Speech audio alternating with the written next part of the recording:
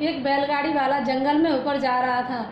उसकी मृत्यु का समय आ गया और वह देखता है कि उसके सामने महाभयंकर यमदूत खड़े हैं और यम का पास लेकर जैसे ही उसने वह दृश्य देखा तो वह डर के मारे बैलगाड़ी से जैसे ही कूदा तो वह संयोग से तुलसी के वृक्ष पर जा गिरा।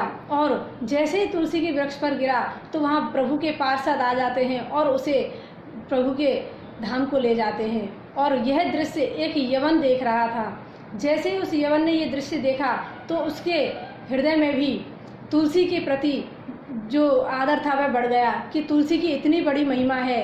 तो वह उसी दिन से अपने गले में तुलसी धारण करके रखने लगा, क्योंकि कहते हैं जिसके गले में तुलसी होती है और माथे पर चंदन होता है, तिलक होता है, तो वह प्रभु का ही दास होता है और वह जब मरता है, शरीर छोड़ता है, तो वह प्रभु के धाम को ही जाता है।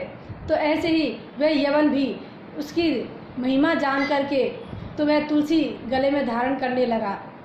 कहा जाता है कि रसखान जी भी 200 मालाएं अपने गले में धारण करते थे।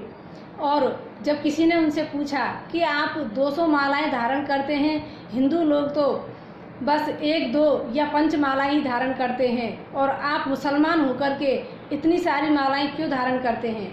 तब उन्होंने कहा कि अरे हिंदू तो पुण्य आत्मा है, अगर वो 1-2 माला धारण करेंगे उससे ही उनका उद्धार हो जाएगा, लेकिन मैं तो बहुत बड़ा पापी हूँ, मैं तो जितनी मालाएं धारण करूँ उतनी ही कम है, इसलिए मैं तो तुलसी की मालाएं 200 धारण करता हूँ ताकि मेरा उद्धार हो जाए।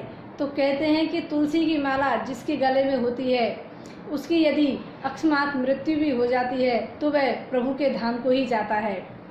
यदि वह मुख से नाम भी ना ले तो भी उसका उद्धार हो जाता है।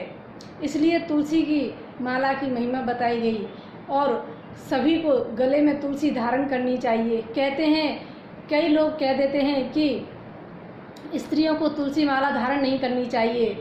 पता नहीं अपने आसपास वालों से ये सब सुन कर के स्त्रियां, माताएं, बहनें तुलसी की माला धारण नहीं करती हैं। संत जन कहते हैं कि जीव तो परमात्मा का होता है, ना वो स्त्री होता है ना वो पुरुष होता है। जीव के कल्याण के लिए ही तुलसी धारण की जाती है।